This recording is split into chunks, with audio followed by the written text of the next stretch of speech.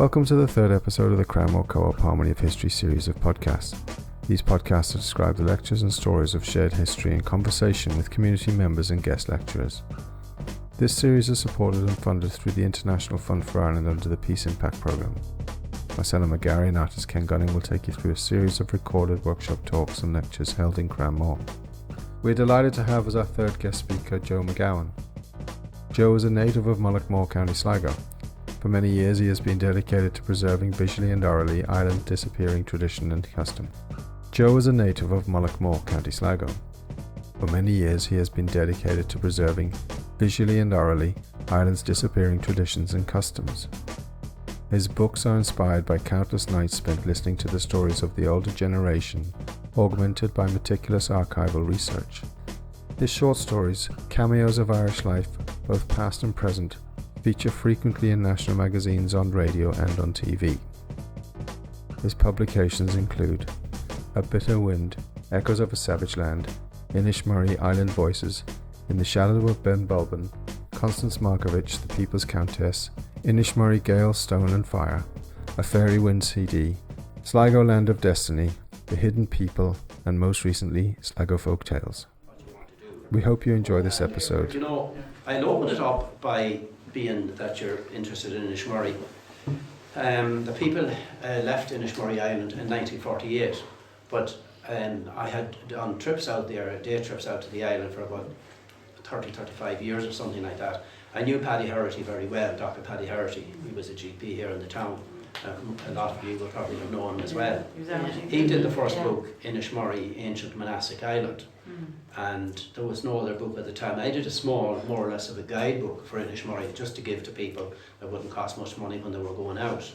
And after that, I became more interested in and got additional information and met more of the islanders. So I decided to bring it up into something bigger, which is this here. But I'd be quite interested in the social history, if you like to call it that, of the island, as much as the archaeology and the political history and all that sort of thing. Because I think that's one of the things over the centuries that's been neglected, is the folk history of the people, if you like, because the history of the landlords, the abbots, the aristocracy, that was well recorded, but the history of the peasantry, if you want to call them that, wasn't, because it was thought not worth recording.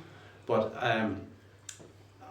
they lived very rich lives themselves, and lives of richness and poverty, if you like, which is the way I would put it, because while they were very poor, and I grew up on a small farm, you might think that if you had 18 acres or something, they're wealthy, but we weren't. We were living from hand to mouth, which is the reason that I emigrated in 1961, because you're working all the year around, and every year you spent a good part of your summer saving turf and saving hay for the cattle and planting potatoes and rye for the grain for the hens and the turkeys and so on, and then the rye straw for thatching the house. It was a subsistence lifestyle, but that's all you had. You'd go out to the field and pull whatever carrots you wanted or a head of cabbage and so on, but you never had any money in your pocket. So that was the kind of an existence. Now, in the course of doing this book here, when you have to do a fair bit of study on your subject matter, I realised that there was very little difference between the lifestyle of the Inishmurray people and the people in Mullaghmore. What I did, I remember the phrase that I had, if I forget a lot of what's in here. It's great to have a book. When you have a bad memory, you can always go to the book and remember what you were talking about. But I compared it to an archipelago of islands, in the sense that Inishmurray was a real island, Mullaghmore was an island in the sense of isolation, and Grange and Kinloch and Cairnamada and all of these different places. Back then we were limited by transportation, because even in my time growing up, all I had was never had a good bike and now rusty bicycle. Or if you went someplace, you wouldn't go much outside of your own community. We'd go over to Grange when we brought the cattle over to a fair. So in studying the lifestyle of the islanders and getting to know more about them and their history, I realised that it really wasn't that much different to Mullaghmore, in the way that they farmed, in the way that they worked, in the metal that you mentioned there. They helped each other out. So I when I was coming in, I said, look, I'll mark out, I'm not going to spend the evening reading to you now, but I called this chapter The Rambling House, and I was very fortunate. Did any of you know Joe Nealon? He worked on the railroad. He's dead now a good few years. Alison Foley in the coffee shop is related. He would have been her uncle or granduncle. I'm not so sure what the relationship was. Just Alison put me on to him and on to a couple of other people as well. So a lot of times when you go out gathering information from people, you come away with not much, or maybe something that you weren't looking for, but it could be rich as well. But in this instance, now and again I will be given tapes. And when you take the tape home, it'll be children screaming, country and western music, and there'll be very little of any substance in there. But this lady gave me a tape that Joe Nealon made. It was the son-in-law sat him down and got him talking, and I compared it to the Dead Sea Scrolls as regards the light that it threw on life on Inishmurray Island. And Joe Nealon's accounts of life on the island runs all through here. And again, he was a modest man. He would never have been mingling with the upper classes or anything like that. In fact, he would have been dismissed in polite society, shall we say. In fact, I used to go with the family down to Bundoran to a place to eat, and I won't mention now a lady who taught school, a lady teacher, and the husband used to eat down in the Fox's Lair. I'm not going to give anything away at all.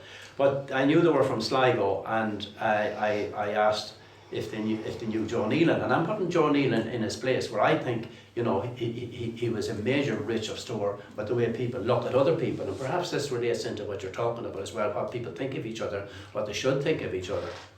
But she says, oh, Joe Nealon, yes. She says, my mother, when she went out to walk in the evening, she always wore white gloves. And she'd meet this dirty old man coming up from the train station. And when he'd meet my mum, he'd put his dirty paw out. He said, all right, Mrs. Whatever, how are you doing? And said, my mother, when she came home, she always had to take her gloves off and wash them. So that was the end of any conversation that I could have with these people. Definitely. But while Paddy Harity did the archaeology and the history quite a lot, and a little bit of the social history, I delved more into the social history because that's where I come from myself. And the school's manuscript collection is a very rich source of information. And I see on Facebook now that that's coming more to the fore. And that was, anybody familiar with the school's manuscript collection? No. That was in 1938, while we were still a young state. The powers that be sent a questionnaire out to the schools and asked the school children to go out to their parents and grandparents and take down their stories. Now that was in 1938. And so therefore those stories from the old people that time would go back almost to famine times. And it was the games that they played, how they passed the time at night, and all that sort of thing. It's a rich history. I came on it back in the late 80s when I was doing the first book, and John McTiernan was librarian at the time, if any of you knows John McTiernan. So it was on a microfilm there, and I got loads of information on it, and there's still huge amounts of information there. In fact, somebody could go in there and do a book on all of these stories with nothing else, rather than just copy the stuff in, but you'd have to get permission from the Department of Irish Folklore in UCD in Dublin. But anyway, this is Joe Nealon, and I never try to interfere. I try to take down the story in the best way that I can, because when I'm not around anymore, hopefully some people will pick up this book and grasp the vernacular, you know, the manner of speaking that people had, as well as the story itself. And when I read this, I can almost hear Joe's voice in my head. And this is how he went. On a winter's night, we used to have a thundering big roaring fire. All the neighbours would gather into a different house every night, and they'd start telling stories, singing songs and reciting poems. The flute players would be there on the fiddle. They'd be lilting and dancing. Someone would bring in the half door and they'd leave it down on the floor. You'd see an old woman coming in, or an old man up to 70 or 80 years of age. The women on their bare feet, and they'd start step dancing, and more of them lilting tunes along the fire, and singing on the fiddle and the flute. And he had a poetic way of speaking, which I find to be very interesting. Then a wee bit more about what people used to do at night, because I was curious about that, how they passed the time. And I knew Florrie Brady as well. She was one of the islanders. Then after all the playing and dancing, everyone would have a wee respite to draw their wind, and the bottle would go round till they all got a drink. Of course, that'd be poaching, because the island was famous for the poaching. Out of the drinking then did all start again. Everyone had to sing, and it was all the real old Irish songs. Mostly in Irish the songs were sung. Out of the singing of the songs then they'd start storytelling. They used to go back to the days of King Conor MacNessa, the King of Ulster, back to the time of the Goban Seer, and tell stories about him, the greatest mason that ever lived in Ireland, that built all the old castles. Now if you were to ask the young people that's going to school today about the Goban Seer, they probably wouldn't be able to tell you. Goban. In Egypt. No, he was a wise man. Yeah. Oh, wise man. He was a wise man. Amadon is in Egypt. Oh, no. Yeah, yeah, you're right. Yeah. Good woman. The Goban Seer. One of the stories about the Goban Seer, he was this wise man who was supposed in fables to have built all the castles. He set out a challenge, and I'm not sure what the prize was, but that whoever would gain the prize would tell him how to shorten the road. And he had all of these candidates coming in, and they would explain to him, because it was a fairly rich prize and worth getting. And somebody would come in and they say, well, if you take a shortcut across Paddy Gilmartin's field there, that'll shorten the road for you and you'll get there a lot quicker. And then somebody else would come in and say, well, you know, if you're going a long journey and you take a horse, if you avoid this ford here, it's a bit difficult, the water's deep, go someplace else. And all of these people came in, and the Goban Seer, being a wise man, somebody came in and he started telling a story. And he just told a story, and it was a fairly long story. And that's exactly what the Goban Seer was looking for, was that shortened the road. And that was the kind of wisdom that he had. So that person got the prize, because that's what shortened the road. And I'm sure that lots of you have been travelling to one place or another. And I've happened myself I was down in Carrick-on-Shannon there not so long ago, with 2 or 3 in a car, and they were telling stories all the way down. Before we knew it, we were down in Carrick-on-Shannon. Yeah. So I'll just finish this, and then I'll stop talking, and let's gather your thoughts, and then it'll be over to you. So anyway, the Goban Seer and tell stories about the greatest mason that ever lived in Ireland, that built all the old castles. They used to tell stories about Samson and about the days of King Solomon, and how the woman got the upper hand of the men. You'd like that, wouldn't you? One word used to borrow another, one entertainment used to join another, and it'd be 2 o'clock in the morning before the company would break up to make home for their own house. Some of the women used to bring young children with them. They used to bring them to the rambling houses to hear the storytelling and the singing and the dancing. The women that would be leaving the house then at night used to take a coal out of the fire. They'd quench the coal and they'd roll the coal up in the shawl that they had the child wrapped up in. They'd face for home then, but they'd never leave the house without having the burnt coal in their shawl. Does anybody know why they would have a burnt coal in their shawl? Keep the child warm, yeah. Is it? No. Keep with for the night. Keep with spirits at the night. You're coming close. Anybody else? Some of those lists that we give them, see where they're going.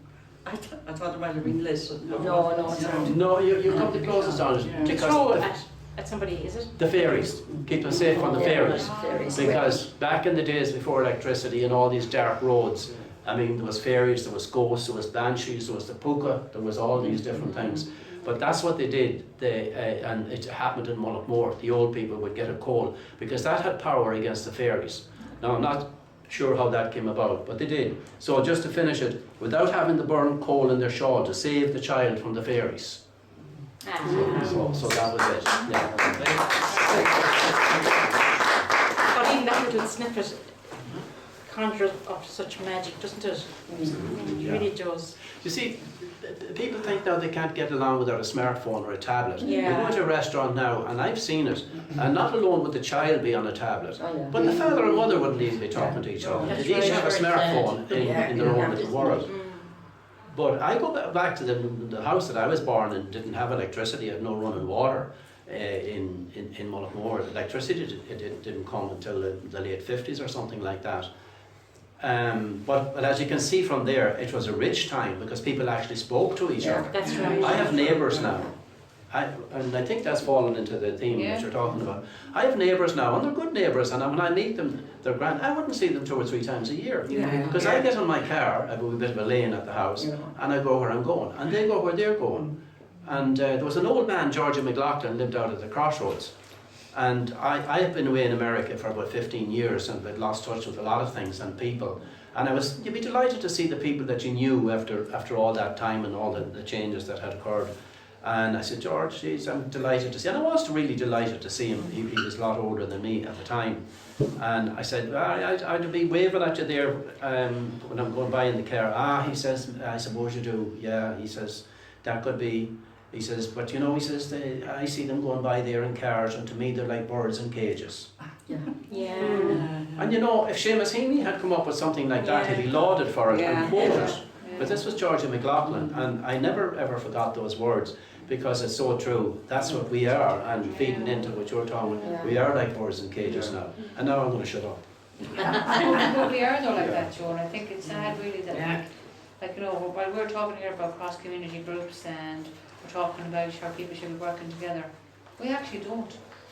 We don't. When you read that story there, the way that man presented it, like that, as you say, conjures up so many positive things that we probably do them differently, but we don't do it Consciously. No. Like when I'm working something like this together, well, if this group was meeting for this purpose, when would that happen? No. Yeah. Do you know what I mean? I couldn't. When I was little, I stayed with my grandmother an awful lot, and she lived on the border between Galway and Roscommon. And God, I'm getting shivers even thinking about this. But anyway, can I tell you a little story? She used to tell me a little bit about the what do you call the pukas and the fairies. The banshee is a true banshee. I'm getting goosebumps just saying the word banshee. I didn't really understand it, but I just got and there was a fairy fort in the road. She lived in a cul-de-sac, and there was a fairy fort in a few houses. There was only a few houses in the village, and we had land, Granny had land in at the very end. And it was beautiful, God. There was blackthorn trees and those dog roses, and I can still see myself walking down that lane. But anyway, on the way back there was a field. Now I was afraid to go near it for years, but I took my courage in my hands one time, and there was a fairy fortunate. It was beautiful. My God, that's given me other shivers thinking about it. But she used to be on about it. She wouldn't say too much. She wouldn't be frightening me or anything, but she just mentioned enough that I'd be kind of thinking, it must be true. It has to be true. And she told me that one night, I never met my grandfather, he died. Granny said that when I was little, in the pram, she had a lovely black coat with fur on the sleeves, and she said that I used to grab her hand and snuggle up, rub my nose against the fur on the thing. It's just nice to be told these things, you know, kind of real things. But anyway, she said that Grandad was out one night with his friend, and they were going for a walk, and they were parking company, and it was really late, and they were chatting, and one of them said good night, and he said, who are you talking to? And he said, that fella there. And he said, what fella? And one of them looked at the other and said, by Jesus, it's time to get getting home out of here now. And that story still gives me the golly wobbles. Yes. It really does. But it's a nice memory. And it's No, it's important lovely. to have It's just those that things it is. kept. Granny used to talk to me about the keeners. Keeners, yeah. What else? And I loved her so much. I really loved her. And anything she'd say was like magic to me, do you know? Right. And it was kind of, what's the word? She didn't talk about, I don't mean to be rude, she didn't talk shite. Right. She was a plain talker. She had a great sense of humour. She used to, sorry, it's okay. She used to bake bread. She had the open fire with the hearth and the things. It's a name for it. The hanging Crook. thing. And pots, yeah. Yeah. And the pots, and she used to bake the bread and put the coals over it. Yeah. And I just loved, I don't know, I just loved it. My uncle then used to come home, he was a teacher, and he'd come home at weekends and he used to paint around it for maintain it and get the chimney cleaned, and oh Jesus, I can actually, I'm back there now in my head. And this is a few years ago. few years ago. Yeah, you had 2 crooks. You had the single one coming down. Yeah. Yeah. It was the early one Yeah. in our house. We had just that single one, but it was adjustable, of course. Yes. But you had only the Yeah. one hook. And then I remember my father getting what he called a crane crook, and that was a huge advance because it hinged. Yeah. And Out. it hinged because instead of leaning in to lift a pot, you swung it out, and then Yeah. 2 people could lift it. But you could have 2 or 3 or 4 different things on it as well. So that was a huge advance. But up to about 3 years ago now, there's a house down in Canatower. As you're going down that Kintower, as they call it, Yeah, you can turn over for Ross's Point. you're right. Well, if you go over that road and go down to the right, there's a little cottage down there. I know And up them. to about 5 or 6 years ago, 4 or 5 I went to years. school with Mullane. Yeah. What's his first name is? Owen, Owen Mullane. yeah. Lovely man. And up until a few years ago, when we used to go down, you could, that group thing, but now they have a little modern little, and it's dead now, but Right. yeah. And is Owen still there? He is, Right. yeah, yeah. And it's like way back in 1930 It until is. 1940. Still keeps attached, doesn't he? Oh yeah, very much so. Yeah. Yeah. Scallop attach him. Mm. Yeah. Yeah. That has to be done every 8 or 9 years. Mm. They have it done about, well, it's about 3 years now. before Oh, right. it's So you fairly done. new then at Yeah. the present time. And do you know who did it? Was it Brian Rogers as one of the Thatchers? Was he Belfast? Or was it Belfast? No. No, Brian is from Drummer West. Oh, maybe it He's was a him. Thatcher as well. But I know them well. Killian Rogers would be a brother of his, you know, the lad that does the pantomimes. 6,000 or something to get it done. Oh, sure, look at How much? Yeah, 6,000. I think that was only the back. Yeah, there's a So the grant front for they it. just had plastic bags and the straw bags. Well, they do the back one time, they do the front another I'm time. only joking. I know, yeah, but I mean, That's you know, actually one of the changes that has happened in the countryside, that it used to be that it was the poor people that lived in thatched houses and the wealthier ones in a slated house. Yeah. Now it's only wealthy people who can afford to have a Afford thatched that, house, yeah. but they would be subsidised, probably that oh yeah, cottage there'd be a grant is, for it, there'd be a grant for it. yeah. So I did see the crook and the pots and pans, yeah. Yeah. I used to be fascinated that the lumps of turf, and imagine that you do a turf, that Yeah. different coal. That Yes, that the turf would be on top of the skillet, The is that spot, what they called it? yeah. They did that in town. Skillet. Yeah, Skillet, yeah, they did. And the bread, that would Lovely. cook the bread. Mm. When you think of it, I mean, my granny didn't have an indoor toilet. She didn't have, Gosh, nobody. no, she didn't have running water. No. And they were happy. Oh, there was happy. Do you know who used to come was the Tinkers? Yes, indeed, always yes, in you're time dead for right. Tinkers. Yeah. And she We used were to, talking about that, about the Tinkers years ago. Did you invited them in? Yeah, And she they- did that. They'd mend the pots. Yeah, Or an umbrella. Yeah, that's They'd mend right. that, and they were welcome. yeah. Yeah, 'cause I remember them coming to our house, and Mummy used to, she'd heat a bottle for their child. Yeah, or that's something. right, yeah, that's right. But It's all, not like all that those now. sorts of things, I mean, I remember my mother, That's right. when Bringing it the back. council Yeah. fellows would be out sweeping the streets, and I remember her bringing them out soda bread and tea. yeah. Maybe on Yeah, a break. everyone And, so, done that. and actually one of the phrases that you used in the reading was, and one word borrowed another. Yeah, right. That phrase brought my mother back to me immediately, because that's a phrase that she used to Sure, use, sure. you know, especially if she was talking about somebody, maybe there had been an argument with something, Yeah. it'd be, oh no, and one word borrowed another, and All right. just to hear that, That's right, yeah. and that's all part of heritage and history, and it's just lovely That's to hear true. Yeah. hear Yeah, those things kept yeah. on, and as you said, after you're gone, somebody could lift up the book. And I think the older you get, when you're younger, you don't think of these things. No, No. of course It not. just doesn't matter to you. Yeah. But as you're getting older, things do like that do become Yeah. important, and Yeah. You want to know. yeah, you want Yeah. to know, and you know, I sometimes think oh, I wish I'd asked more questions. Yeah. I wish I'd asked more questions. Now that hadn't been said. My mother had, there was 6 girls, 2 boys, and there was 8 of us. My mother wouldn't have time to be answering questions, so if you were going to be asking questions, you'd probably be ran like a dog, get out, I have more stuff to be doing.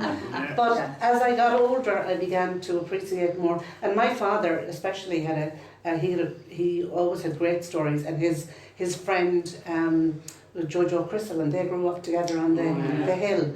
And the stories that they used to have, and somewhere in my house I have video of Jojo. I didn't have a video camera before my father died, but I have video of Jojo and him telling stories of like around about the time when I would be a child. And I just put the video camera up on top of beside the TV or something. And I just said, oh, I'm just leaving that there to charge up. And then I just started talking to him. And I started asking him things. So the things that he was telling me and just, funny stories, but the things that they did to get by. Yeah. Like going rabbit hunting and... That's really old now. Yeah, and just to have that. And, was that a digital camera you had? A video camera, yeah. It was a video camera, but you had to put a cassette in it, did you? I had to put a cassette in it, but I mean, it could be converted. Converted, but they say that those, I had a huge number of cassettes as well, and what I read and hear is that after about 20-25 years they turn into dust. Yeah. So you'd want to have that digitised, so that it would last. Yeah, well, I have to find them first, because they were solid gold what you have there. Not enough people did what you did. Yeah. Yeah, but it's great to, and even just looking back, and I actually found a picture of, I was going through stuff last night, I found a picture of Jojo with, it would have been, I suppose, the first great-grandchild in our family, and Daddy was dead at that time, and there was a lovely picture of Mammy and Jojo and the baby, and I thought, well, that was nice. Yeah. So they're all memories that, that's, like, I mean, if somebody came along and picked it up, they mightn't know, but I always try to write on the back of a photograph Right. who's in it, what the date was, what the occasion was, and I just think it's important to do, make some kind of a little no note. question about it. Yeah. And even the photographs that we took the last day that we were up in Cavan, just to make a note of what they were. Yeah. Yes, it's from the past. Yeah, that's the importance of history, you see. And I suppose when we talk about this cross-community group as well, is that like today we were up in the mall, I know everybody couldn't make it there, but like I think it was Albert and Michael were talking about the school that was up on the mall, and I'm looking at them going, Oh yeah. And they were like, no, this was the model school here, and then the Where the boys' school nylon was next centre is door. now, isn't it? Yeah, so I never knew that. Did you know? Yeah. That was St Mary's, wasn't it, school? Was it not like... I only ever knew it was the model school. Yeah. But that there was We a used to call Catholic it school the next models. door. Yeah. And Albert was saying he could remember people kept up on the wall firing stones at him and him firing stones back. Yeah. And like, but yet he said then, when it came to football, then, they played Everybody football was the together. same. Everyone was the same. That was a pastime back in the 50s and even early 50s. That was firing stones. The roads weren't tarred then. And it didn't necessarily mean, in this instance, maybe there was cross-community No, but there were something boys that. fighting, do you know what I mean, basically. But we would do that with my mates at school. That's what you would do, and walking along the road. You'd be breaking the cups and the telephone poles. And, Oh my God. a man that had a good shot, if he could break a cup on the telephone pole, oh wow, you're really good. But they would fire stones at each other, because you'd be very agile, and you see the stone coming and you could hop out of the way. Cowboys and Indians was the game that we played. Yeah. But in the sense, and our firing of stones, that's all it was. It was kind of playing. Yeah. But if you saw some child at that today, you'd pull him out of the street fairly quick and chastise him. Yeah. That's what we did. It was ridiculous. Yeah, there's space too. In the town there's no space for that. Like children playing. Right. Whereas in the country you had the space and everybody knew everybody, There was actually, we had, I remember there was a park up, like with swings in it and seesaws. Really? Up the up the hill as you're going up Holborn That's Hill. right. Yeah, I think it's still there. But there was one there. There was one. Huh? There was one out in Tracy Avenue. That's just too bad. And I remember we used to go and visit a friend of my mother's, and so we'd you know, they'd be in the house and probably having tea, whatever, and then we go down onto the green, and the swings would be there and the seesaws, and there was also along the train tracks, and I actually live out there now.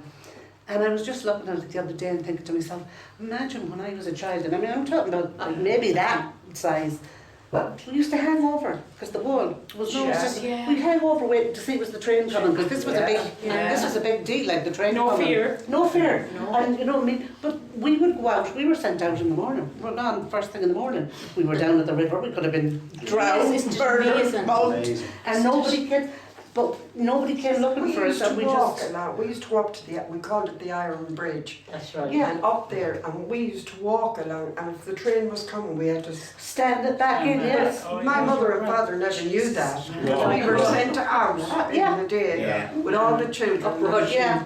Up Rushing. Bonnie Verdon's Lane. You're whisked up the And up Rushing. Rushing, yeah. Have a Yeah. picnic, remember a picnic, and a bottle of sauce, you'd wash it out. And your Sugar sugar sandwiches. your drink. Sugar sandwiches. But I remember, The do you sauce remember? bottles.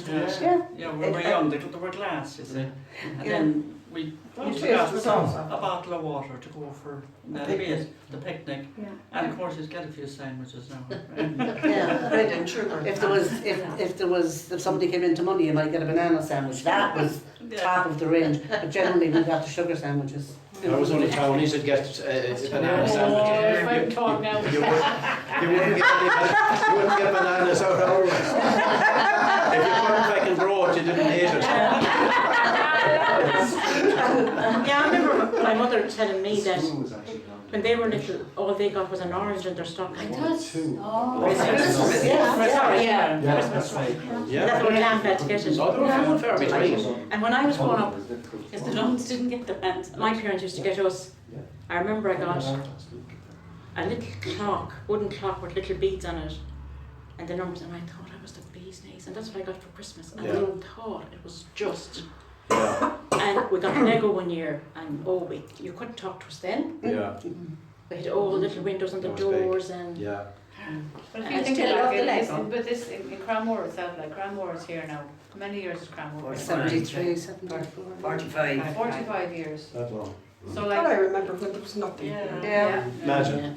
Yeah. and there was fields. Fields, yeah. I used to play. I used to play.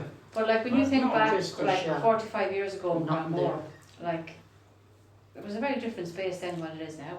Oh yeah. But I remember talking to area.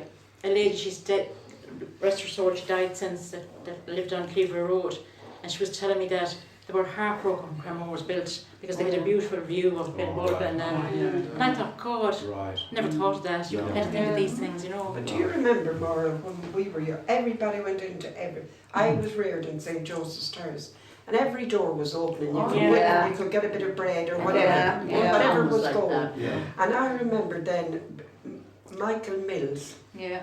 used to come up to the corner where Kathleen Hart lived, Yeah. he'd have the melodeon, and that's where I learned how to dance. Wow. Yeah, but other nights as well. And everybody had gathered. Mothers and fathers came out as well. And I learned how to waltz up there in that corner, on the street, on the street. Yeah. You know, and everybody came, that's all stopped. And Yeah, that. it is, yeah. Yeah, Those we used are to have Was a it real- It's gone. Yeah. Yeah. We used to have a bonfire there as well. Yeah. We had them for years as well.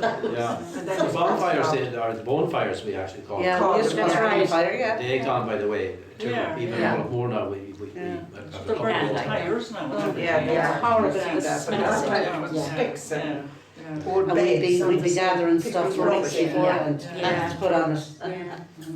Maybe there's a memory coming to me there now, which might feed into what you want.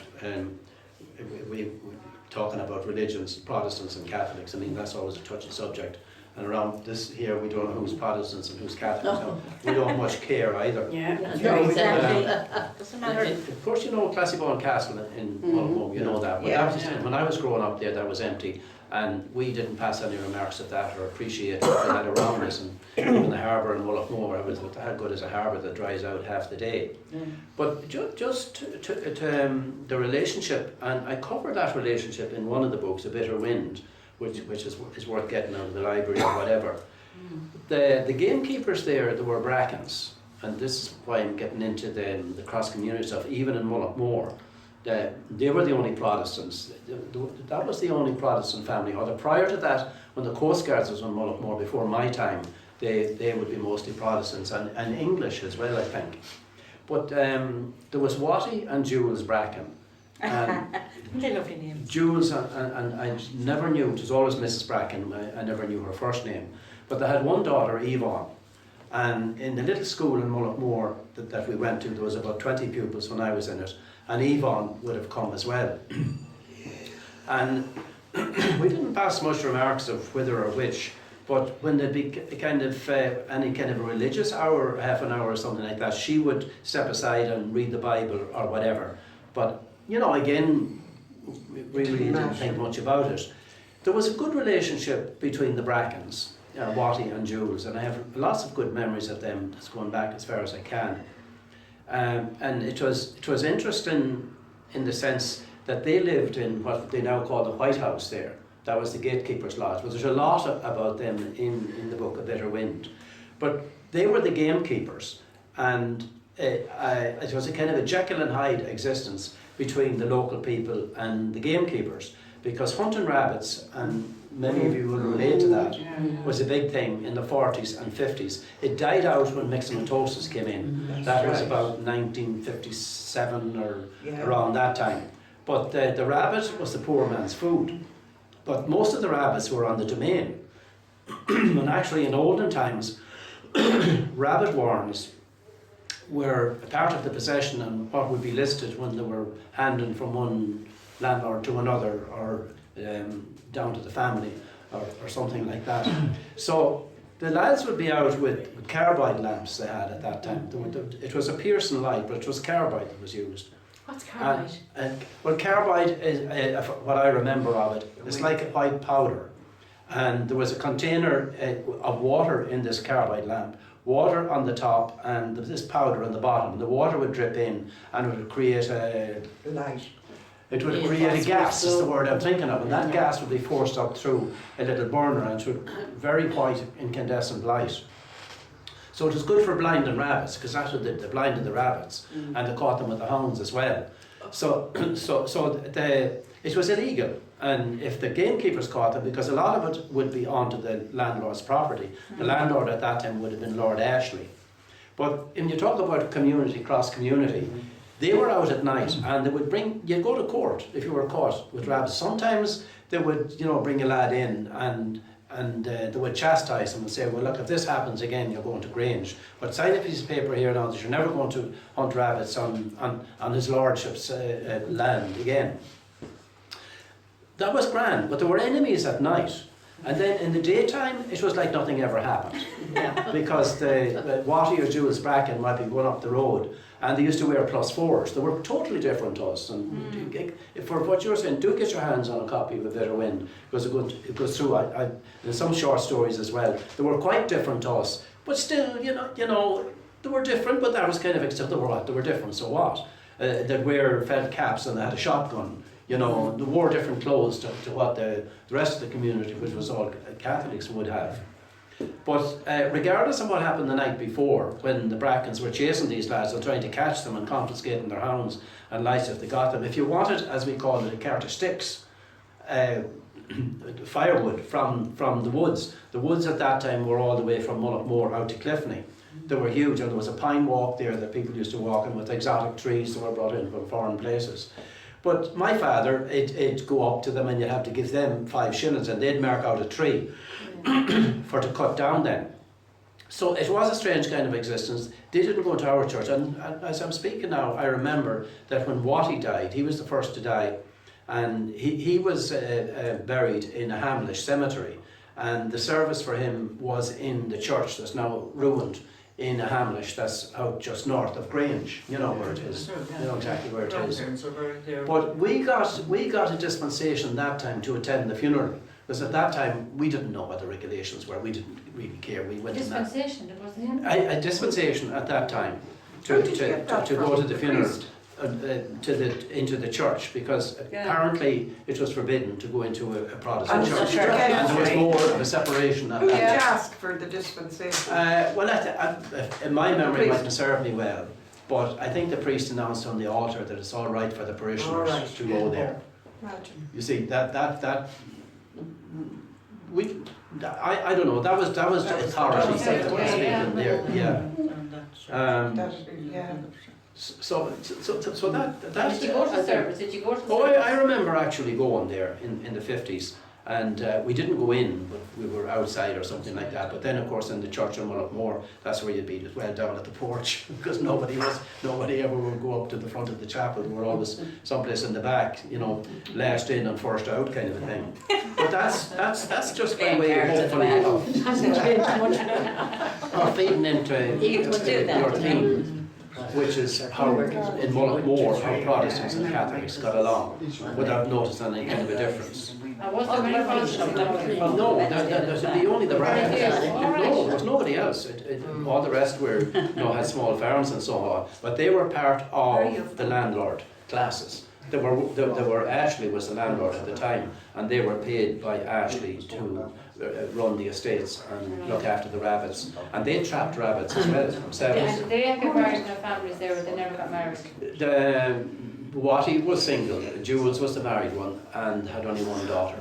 And that's all there was to it. When they died out, then the Brackens died out of Mullaghmore. But there was obviously in Sligo town, there was a lot more Protestants in Sligo town. Well, there were Protestants, and there's the Colliery Church on the Mall. But I know that my cousin wanted to get married, and the girl he wanted to marry was a Protestant, and I would have been, say, younger than 10. I was born in 61, so this is like, late 60s, very early 70s, and I remember there being absolute war at the time, because he wanted to marry a Protestant, and I remember my mother going up to it was called the Bishop's Palace, and I remember her going up. I suppose she was going up to fight the cause with her sister, who would have been his mother. But I mean, that's not so terribly long ago, and it was like huge big deal. And then they had to get permission to get married. I don't know what church they got married in, and then they had to. Then you had to say that okay, they could get married. He didn't have to go to her church, but the kids had to be brought up Catholic. The children had to be raised Is that the Catholic. same now? I think it is the same. Yeah. I think it is the same. And the thing about Cranmore then, like if you think back to 45 years in Cranmore, was Cranmore primarily a Catholic area, or was there Presbyterians or Protestants, or was that not talked about? No, it wasn't talked about. It wasn't talked about. Religion I think also, and maybe I have it wrong, I have the feeling that Protestants were that little bit higher up in the socio-economic strategy. Definitely. Yeah. So, Definitely.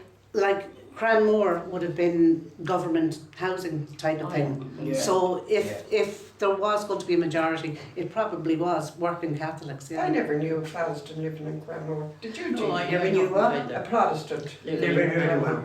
Do you know what? I know. Yeah, How do you know? I mean, Yeah. if you're living next door to me, Yeah, you wouldn't know. how do I know whether you're Catholic or Yeah. Protestant? It's none of my business. If But you're none living of next us door go to to me, church now anyway, so you don't know who's who. yeah, But if you Well, applied for a job back in those days, you had to find say, out. yeah. Oh, yeah. Because actually, come to think of it now, the brain cells are moving now. You got Even your surname No, would my mark. mother was the first Catholic to work in Goods' shop.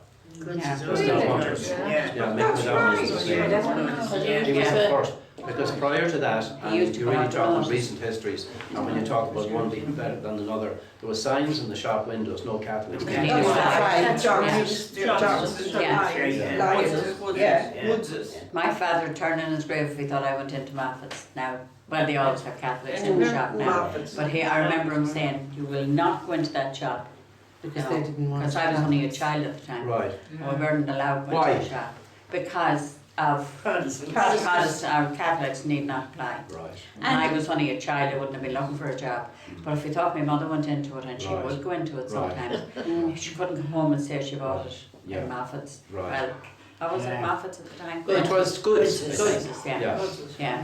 Became Moffat's eventually. Yeah. I was friendly with a girl that worked there, it's a good while ago now, but she said it was still going to this day that they wouldn't hire Catholics. That's only 50 years ago. No, She said, I'm telling you. Which there's loads of Catholics in it. Isn't there a friend of this priest in it? Yeah. Well, he's a deacon. Deacon, Sure, yeah. Flynn's Yeah. brother is working. That's right. I don't He's a know. deacon. I remember. No. On St. Patrick's Yeah, Day, brother I'd be Mary and Your Gay. brother worked there, didn't You know, On St. Patrick's Day, what? on St. Patrick's Day, we'll be Mary and Gay, and we'll cut the old Protestants out of the way. If that doesn't do, we'll cut them in two and bury them under the red, white and blue. Oh my God. When I was young, Send them to hell with the red, white. we'll send them to hell. Fighting to I never heard that. But we sang that, but we didn't know what we were saying. Yeah. We didn't know the meaning of that. Yeah. Anonymously. And when we lived in Dublin, when the Protestants were going home from school, and we'd be sitting on the wall, shouting "Paddy Waddy" on the wall. But we didn't know. We didn't know. I'm down here, I she said. don't know Yeah. anyway. Yeah. That's for sure.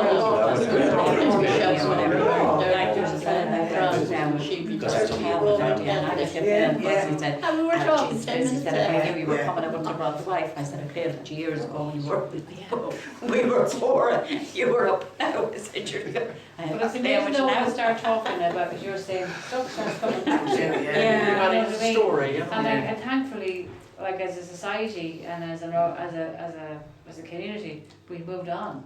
Thank God. Big You know what I mean? Well, in Sligo I'm talking about, I don't Yeah. know, I mean outside Sligo I'm sure it's different, but in Sligo, I do think, you know, that people have moved on, you know, and that people do talk and do converse. But Yeah, people they still moved have that on stigma everywhere. about Cranmore no matter what. You what? They have a stigma about Oh, Cranmore. definitely. Yeah, We all yeah. know that, don't Yeah. we? I mean, I remember a young fella coming in TJ's and work experience. He was Yeah. from out the country, and he was there, and he was like, I said, do you know, do you go into town at night or anything? Oh no. Well, am I going to town? He said, and I said, I just kind of, I wasn't even thinking about Cranmore at the time, but he said he knew somebody. But he said, I wouldn't go over there at night. He said, oh my God, you don't understand. I'm shot or anything over there, you know. Oh, it's still And he there. said, and I said, do you know anyone from Cranmore? Oh, I do not. You know, so the manager downstairs in the shop, where he thought he was the best gentleman he ever met, and he is a gentleman. And I said, what about Rodney downstairs? What about him? I said, and I said, well, Rodney is from Cranmore. He's not at all. He couldn't be. Like, these kind of people don't. And I said, who stitches your trousers? So I said, I'm from Cranmore. And he said to me, after a while, he said, do you know something? He said, he opened my eyes, he said, because we out the country were told, don't go near that place. Yes. You know? You know, and he said, that's the stories. But you're That's 10 right. years ago, up the hill was an awful place. Oh, yeah. And We the like best that. of And the people best of living people, there. right, Best yeah. of people living Yeah. there. When I came here, I married Abbeville one. was an awful What was an awful place? Abbeville was an awful place when I came here first. Really? Abbeville. Really, or just was it really a bad place, or was it just said? Oh, Abbeville, we're lovely. I don't know, they were lovely. Abbeville was a lovely housing estate. They all came from I never- nets and different places, wasn't it? Yeah. You know. But sure, Cranmore was a lovely place to Well, you live. know, I often say about Cranmore, people on it, and it's all your own sisters and brothers that's living in it. Absolutely. Yeah. And you It's a still good run it community, down, though. it's all your own family living in it. Yeah.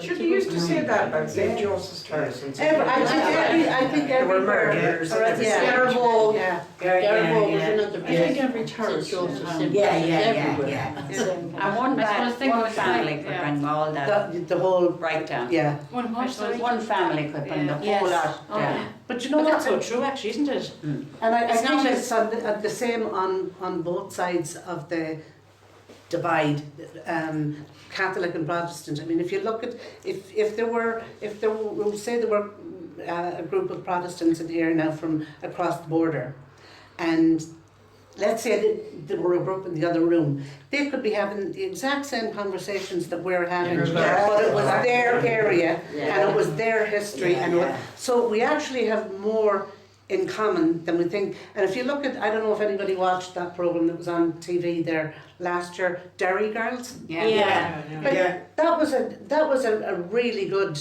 example, and you could actually see, you know, in the characters that were in that, you know, the father, because the son-in-law was the Catholic from the south, and you could see that, and those things really did take place.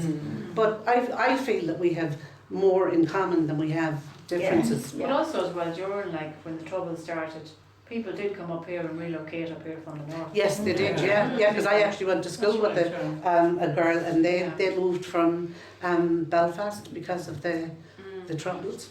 But like, you know, and I know trying to put this project together, you know, some of those people some of them have moved out of the estate, some of them are still here, but nobody wants to go back there, nobody wants to have that conversation because it's too raw, it's too painful, and people have left that past behind them and they're living their life now. Do you know what I mean? You know what's sad though is that because of Brexit and everything, ugliness like that is rearing its head. That's right, And there is a certain element, and it's on both sides, Catholic and Protestant, there is a certain element that's only waiting for the opportunity to start up all over again. And it's very sad because all the hard work that went into the peace treaty, all the hard work that people just even reaching out to one another, like we say a group coming here to visit or a group from here going to visit in the north, making that gesture and reaching out and saying, okay, all right, you know, it's not my comfort zone, but we'll go anyway. And then, you know, that they're as I said, when you sit down and you're having a cup of tea and you're having a laugh or whatever, and unless somebody says to you, oh, he's Catholic, she's Protestant, but you wouldn't know. How are you going to know? You're just going to, you're just going to, and then just the spectre of this starting up all over again. It's actually very frightening. Never mind economic, you know, whatever might come about it because of economics, but the fact that those differences and that, what the term my father would have used, that blackguardism would start up again. You know, it's just terrible. I'm going to make a cup of tea now and bring it in. Yeah. You want to go? Yeah. So have a cup of tea and